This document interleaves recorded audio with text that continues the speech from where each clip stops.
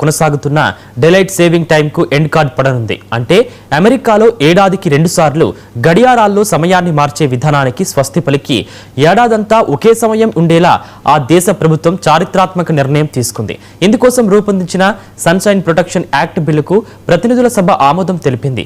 తాము రెండోసారి అధికారంలోకి వస్తే ఈ గడియారాల మార్పుల తిప్పల నుంచి ప్రజలకు విముక్తి కలిగిస్తామని ఎన్నికల సమయంలో ట్రంప్ ఇచ్చిన హామీ మేరకు ఈ బిల్లుపై సంతకం చేయడానికి ఏర్పాట్లు సిద్ధమయ్యాయి.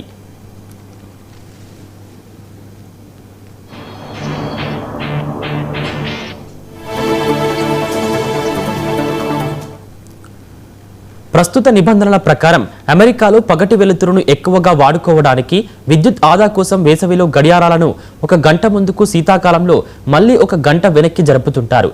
ఈ కొత్త చట్టంతో ఇకపై అమెరికన్లు ఏడాదికి 2 సార్లు గడియారాలను మార్చుకోవాల్సిన అవసరం ఉండదు. ప్రస్తుతం మార్చి, నవంబర్ మధ్య పాటించే సమయమే అమెరికాకు శాశ్వత ప్రామాణిక సమయంగా మారుతుంది.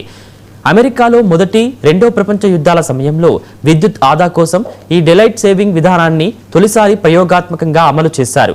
ఆ తర్వాత 1969లో దీనిని చట్టబద్ధం చేసి ప్రామాణీకరించారు.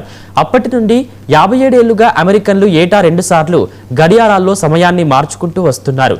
దీనికి ఇప్పుడు శాశ్వతంగా బ్రేక్ పడనుంది.